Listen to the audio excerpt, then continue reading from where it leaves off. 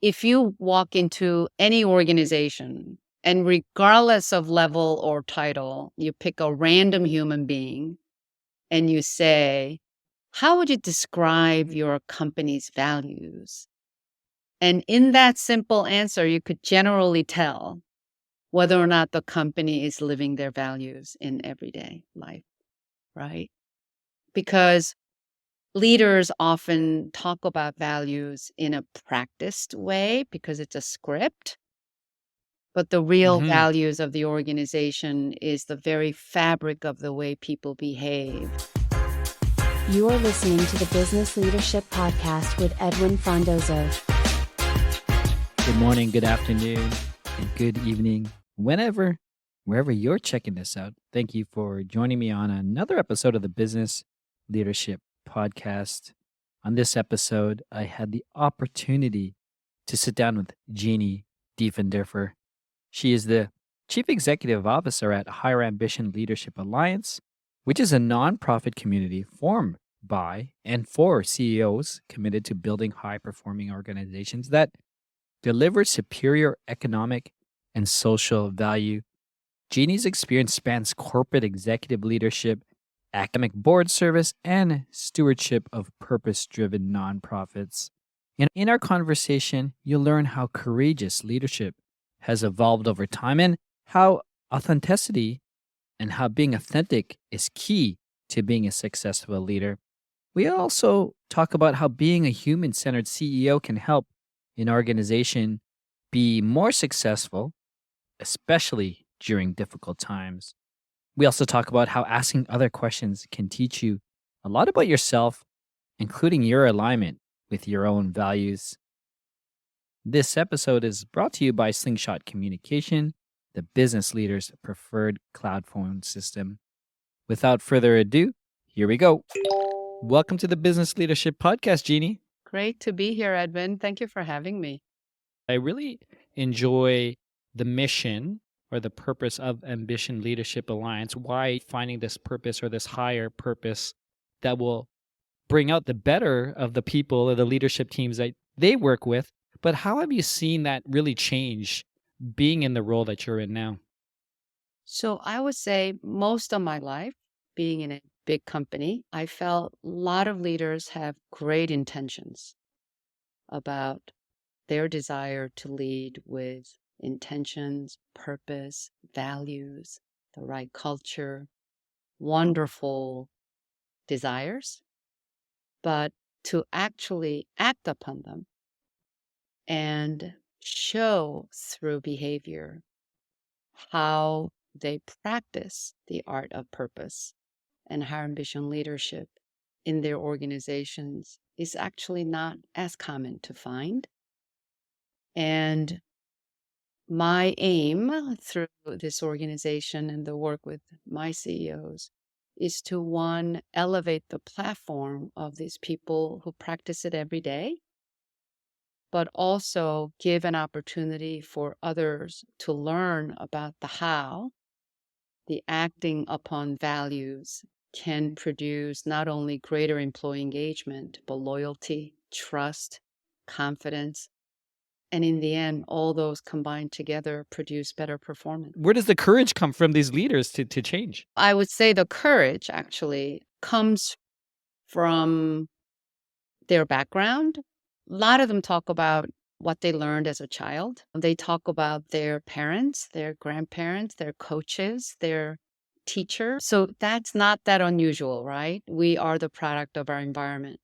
And many of them talk about that when I ask them, where does this come from? This courageous sort of way of leading. But I do think that traditionally, large corporations have adopted command and control methods. And it's just a history of the corporation in many ways, right? Just like we move from caring only for shareholders to now we're talking about stakeholders. Whoever thought the sense of belonging is a phrase that we would use in corporations today? When I was growing up, anything other than hard facts was considered sort of soft stuff, right? And it was a nice to have, not necessarily a must have. So I think the world has changed. And in many ways, it has allowed leaders who have this authentic way of leading an opportunity to show themselves to the world and their employee base. So they feel more comfortable being more authentic, more vulnerable, and relatable, and not afraid to talk about themselves when they speak with their employees or their colleagues.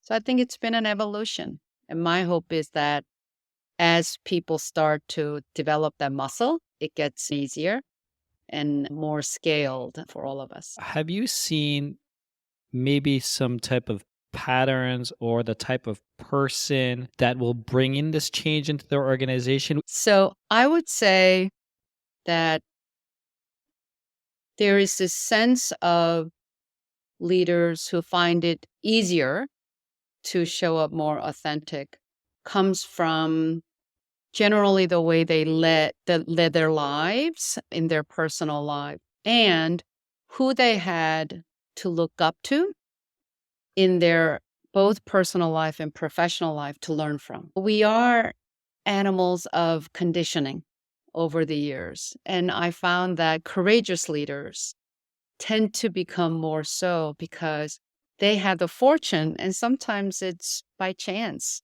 right? Because when you're young, you don't necessarily go around looking for courageous leaders, right? You're just heads down and doing the job. But many of us, by chance or by luck, happen to be surrounded by one or two or more others who teach us how to behave more courageous. And then you get conditioned by them.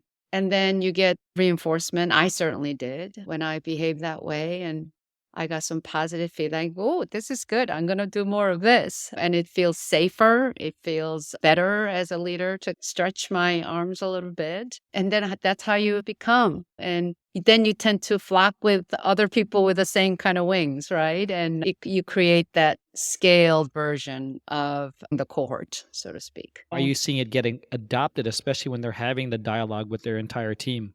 Yeah.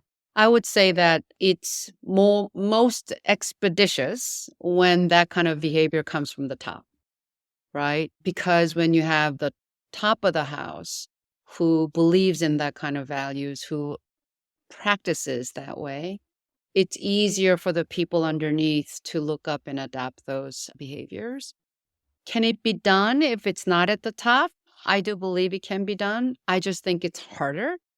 And I do think it takes longer to create that critical mass below the CEO to actually make that adaptable, I would say. And when the CEO, this is why our organization really focuses on being CEO sponsored, because when we have the Mhm. cohort of CEOs, we find that the adaptability of the leadership team underneath is exponentially faster. I'd love it if you could touch base on some of the distinctive ways that these human-centered CEOs really fuel the performance now. Yeah, and it's sort of how we started, Edwin, right? There are definitely characteristics of those people who embody human centered CEO attributes. And I would say one distinct one is the sense of being okay with being vulnerable and being okay to say, I had a very difficult, and luckily, the silver lining of the pandemic, of course, was that when CEOs had to have meetings where they were the same size Hollywood box like everybody else, and you saw them sometimes in the background of their own homes. Granted, their homes may be much nicer than others, but I heard from CEOs who said, I had issues. I had 3 kids trying to learn online, using up the same internet bandwidth. I had elderly parents living with me who had to be cared for. So all the stress levels, right? What's so fascinating about the pandemic is that it really became a forcing function of an equalizer. And it created an environment where everybody, bar none, had a similar experience. And human-centered CEOs, because just who they are, they took that to say, I need to focus my energy on generally 2 things. One, keeping my employees safe, and 2, business continuity, keeping the business alive. And it became very clear for them to be humans, to say, these are the kind of things I'm going to do. I'm having issues myself with lots of these things. We're going to do it together. And sometimes I'm going to be successful. Other times I'm going to trip up. You're going to see it all. And we're going to work together to come out on the other side. And it became a rallying cry for employees to watch that authentic way of leading and being a human being, to say, you know what? One, I trust that person because that person I can relate to. I could tell that they are not telling me stories that's not true. And they may not have all the answers, but I trust that they have the right goals in mind. They have my best interest in mind. And therefore, I'm going to do everything I can to support them. Jeannie, when it comes to values now and how you think, why the company not only should include the values or really live by it for their culture to succeed. Yeah, and I think every company has published values, right? I would say nobody has no values on posters and walls, right? The question is, how are you demonstrating those values in the way you operate your business? And I always believe that if you walk into any organization and regardless of level or title, you pick a random human being and you say, how would you describe your company's values? And in that simple answer, you could generally tell whether or not the company is living their values in everyday life, right? Because leaders often talk about values in a practiced way because it's a script, but the real Hmm. values of the organization is the very fabric of the way people behave and how that gets institutionalized into their. I wanted to actually find out how your organization, Higher Ambition Leadership, what were the type of support mechanisms that the organization had during COVID to help some of the members? No, like everybody else, nothing was business as usual. And we actually huddled with our member companies and immediately convened a set of leaders. Sometimes HR leaders will come together to talk about their specific challenges. Other times, operational leaders will come together and talk about their specific challenges. And then we have CEOs come together to also share ideas around how they're handling their situation, whether or not they were in same industry or different industry.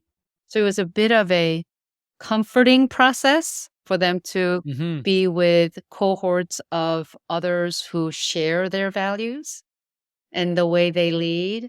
And I think they learned a lot just to be together and hear each other's ideas, challenges, and things that are working and not. Jeannie, for someone who has a long, successful career, and obviously being within this organization, you're always looking at how business leaders could and learn and be better. I'm curious, what are you working on now for yourself as a leader, and maybe some of the gaps that you identified as yourself as well, and what you're sharing as well as you grow? Oh my God, it's a wonderful question, Edwin. And I can honestly say that having worked 28 years at a very large company before retiring or refreshing or whatever we call it to do something different, and that was 10 years ago, I would say I did not necessarily practice higher ambition leadership when I was working in a consistent manner.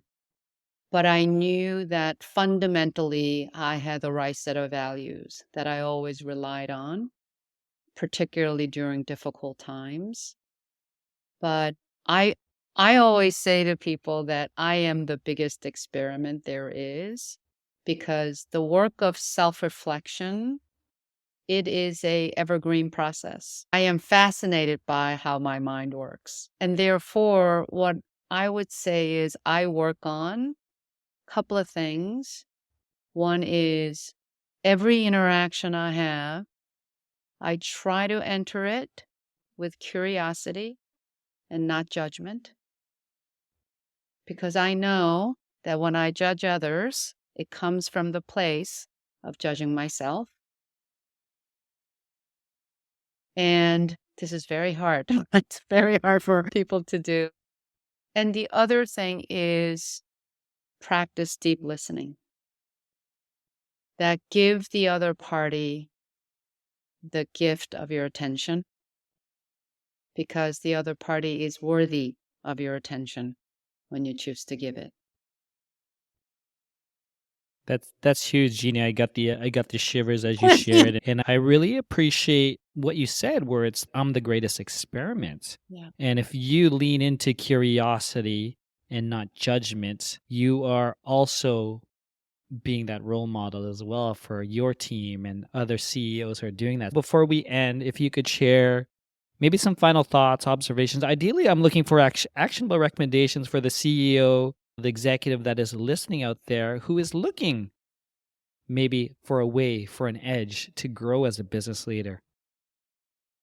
Yeah, I think the most important thing we can do is ask those around us whether or not what we say is aligned with how we behave.